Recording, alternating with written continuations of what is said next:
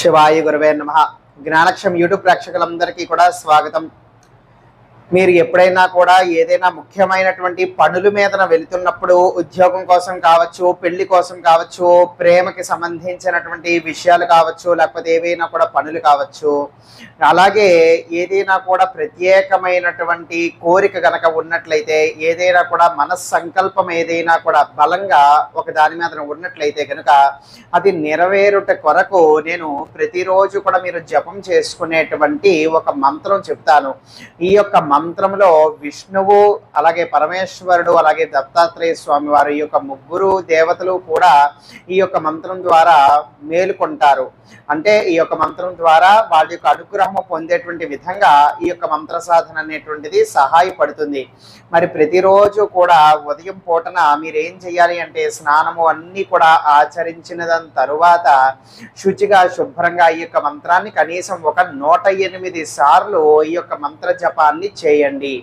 ఈ యొక్క మంత్ర జపాన్ని ఈ విధంగా ప్రతిరోజు చేసుకోవటం వలన మీకు ఏదైతే బాధాకరంగా ఉన్నదో, అంటే కొన్ని విషయాలు మీకు ఎక్కువగా స్ట్రెస్కి గురి చేస్తాయి అన్నమాట, ఎక్కువగా ఒత్తిడికి గురి చేస్తాయి అన్నమాట.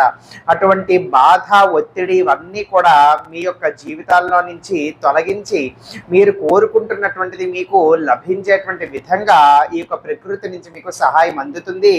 అదేవిధంగా అది జరుగుతుంది.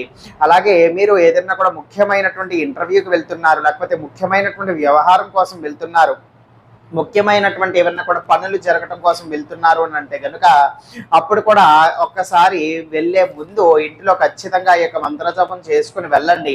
మీకు మంచి ఫలితం కలుగుతుంది. ఇది సిద్ధ అయినటువంటి శాభర మంత్రమే కాబట్టి చాలా ఈజీగా, తొందరగా, అద్భుతంగా పనిచేస్తుంది. కానీ ఇందులో ఒక చిక్కుంది.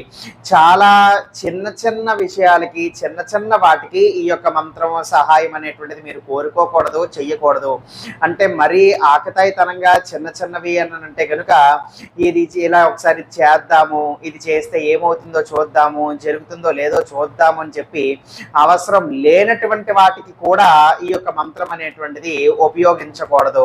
ఆ విధంగా కనుక మీరు చేసినట్లయితే మీరు ఉచ్చరించేటువంటి ఈ యొక్క మంత్రము మీ వరకు కూడా ఆ యొక్క శక్తి అనేటువంటిది పోతుందన్నమాట. అంటే ఆ యొక్క మంత్ర ప్రభావము మీకు పని చేయటం అనేటువంటిది పోతుందన్నమాట. అర్థమవుతుంది కదా? చాలా చిన్న చితక వాటన్నిటికీ కూడా వాడకూడదు. ఉదాహరణకి చెప్తున్నాను, మరీ ఆకతాయితనంగా ఇప్పుడు ఇంట్లో ఇవాళ నాకు నచ్చినటువంటి కూర వండి పెట్టాలి అని చెప్పి ఒక మంత్ర సాధన చేయటం, లేకపోతే ఇంటికి ఇవాళ ఎవరు ముందున వస్తారు అని చెప్పేసి ఒక మంత్ర జపం చేయటం, ఇలాంటివి అనమాట. ఇలా చిన్న చితక చిల్లరవి అవసరం లేనటువంటి వాటికి, ఆకతాయి వాటికి అన్నిటికీ కూడా వాడకూడదు. చాలా సిన్సియర్గా ఏదో ఒక చాలా మీ యొక్క జీవితానికి సంబంధించిన విషయాలు కానీ, జీవితానికి సంబంధించిన కోరికలు కానీ ఉన్నట్లయితే వాళ్ళు ఈ యొక్క మంత్రం అనేటువంటిది ప్రతిరోజు కూడా నిత్యం అనేటువంటిది చేసుకోండి. ఇప్పుడు మళ్ళీ ప్రత్యేకంగా నియమ నిష్టలు అడగాల్సిన అవసరం లేదు, అలాంటివి ఏమీ కూడా పాటించాల్సిన అవసరం లేదు. ప్రతిరోజు ఈ యొక్క మంత్ర జపము మీకు వీలైనటువంటి విధంగా చేసుకోవటం వలన ఈ యొక్క ఫలితం అనేటువంటిది ఖచ్చితంగా ఉంటుంది. అలాగే ప్రత్యేకంగా ఏదైనా కూడా పని రీత్యానో, లేకపోతే ఉద్యోగం దొరకటం కోసమో, లేకపోతే ప్రేమ కోసమో, లేకపోతే పెళ్లి సంబంధాలు మాట్లాడటం కోసమో వెళ్లే ముందు ఈ యొక్క మంత్ర జపం చేసుకుని వెళ్ళినట్లయితే కనుక మీకు విజయం సాధించేటువంటి అవకాశాలు ఖచ్చితంగా ఉంటాయి. మరి ఆ యొక్క మంత్రం ఏమిటో తెలియజేస్తున్నాను, జాగ్రత్తగా వినండి. మంగళం భగవాన్ విష్ణు, మంగళం శివశంకర, మంగళం భగవాన్ దత్తాత్రేయ, మంగళం శక్తి అథాహ. ఇది ఆ యొక్క మంత్రము. ఇప్పుడు ఈ యొక్క మంత్రాన్ని విన్నారు కదా, అదే విధంగా ఇప్పుడు నేను మీకు ఇంకొక గణేశుడి యొక్క మంత్రం చెప్పబోతున్నాను. అది దేనికి అంటే కనుక చాలా మంది నన్ను అడుగుతూ ఉన్నారు, ఇలాగా గతంలో వాళ్ళకి జరిగినటువంటి దెబ్బలు కావచ్చు, అంటే మానసికంగా పడినటువంటి దెబ్బలు అనమాట. ఎవరైనా కూడా వ్యక్తులను మర్చిపోవాలనుకుంటున్నాము, ప్రేమించినటువంటి వాళ్ళు మనల్ని వదిలేసి వెళ్ళిపోయారు, వాళ్ళని మర్చిపోవాలి, సుఖంగా నిద్ర పట్టట్లేదు, సుఖంగా తిండి ఎక్కట్లేదు, వీటన్నిటికీ కూడా ఏదైనా కూడా పరిష్కారం మార్గం చెప్పండి అని చెప్పి నన్ను అడుగుతున్నారు. ప్రతిరోజు కూడా రాత్రి మీరు పడుకునే ముందు ఒక 7 నుంచి 11 సార్లు నేను చెప్పబోయేటువంటి ఈ యొక్క గణపతి మంత్రం చేయండి. అష్టోత్తర శతనామాలలో ఈ యొక్క నామం ఒకటనమాట. ఓం సుప్రదీపాయ నమః. ఇది ఆ యొక్క మంత్రం. ఈ యొక్క మంత్రం ఒక 7 నుంచి 11 సార్లు చదువుకుంటూ ఉండండి. దీనికేమి స్నానం ఆచరించాలి, నియమ నిష్టలు పాటించాలి అనబడేటువంటి పరిస్థితులు ఏమీ కూడా లేవు.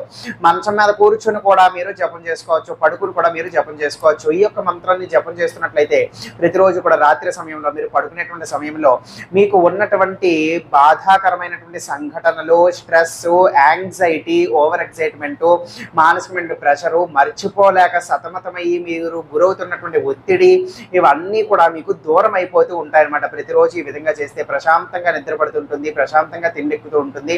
ఆ జరిగిపోయినటువంటి మానసికమైనటువంటి గాయాల నుంచి మీరు బయటపడగలుగుతారు. అర్థమైంది కదా? సర్వే జనా సుఖినో భవంతు. శివార్పణమస్తు.